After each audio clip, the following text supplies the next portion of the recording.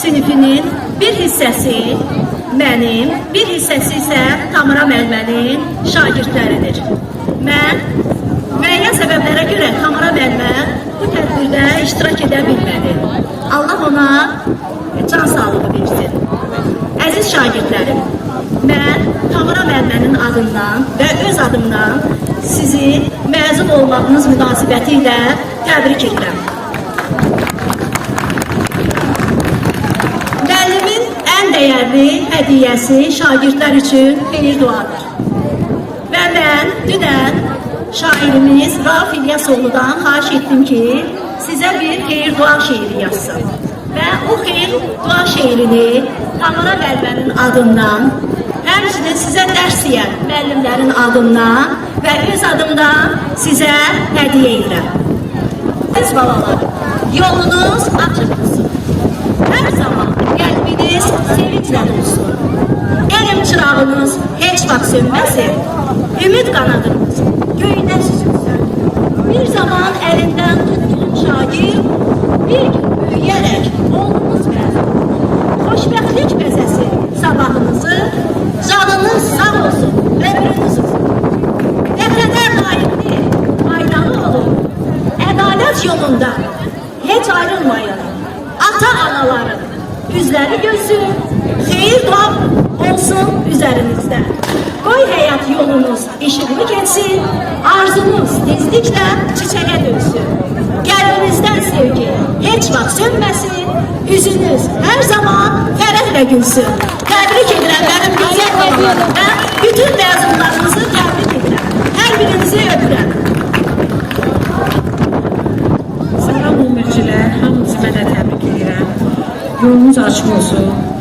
Bilirəm, sizə bugün həm qədərli gündür, həm də sevincli. Qədərli ona görə ki, siz 11 illik məktəbə gəldiniz, günlər hamıda qaldı. Bir part arxasında əyləşdiniz, sevinçlisiniz, ayrılırsınız. Sevincli də ona görə ki, siz yeni həyata qədəm basırsınız. Bu həyat yolunda sizə uğurlar arzulayıram. Bir daha təbrik edirəm. İnşallah məzun adınız tələbatınla əvəzlənsin. Və həmçinin biz Xumar müəlliməyə də təşəkkürümüzü bildiririk. Xumar müəllimə də 11A sinifinin sinif rəhbəri olub. Onun da əziyyəti çoxdur və ona da biz öz təşəkkürümüzü bildiririk. Çox sağ olun Şahbaz müəllim. Təşəkkür ederim.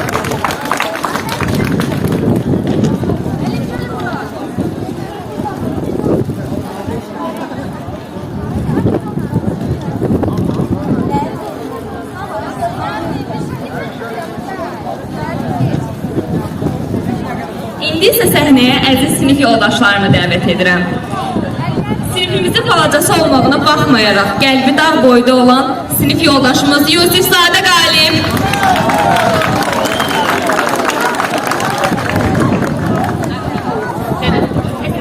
Hər şeyə həvəs olub, bütün sənətlərə yiyələnmək istəyən Mustafayeva Gülay.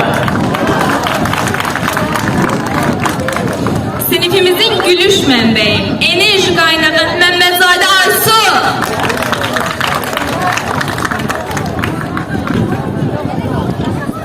Əlindəki fırçalar sinifimizi dənişənlərin rəssamımız Basılı Mətanət. Hədəflərinə doğru inanla adımlayan məzunumuz Məmmədov Şöhər.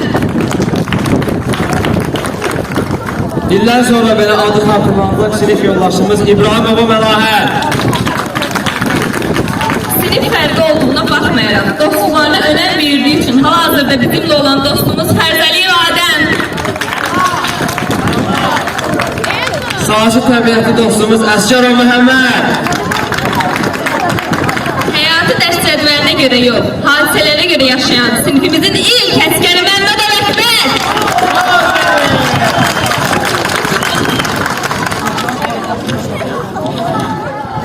Sinifin ən zarafatçı qızı Abdülkərimova Dənir.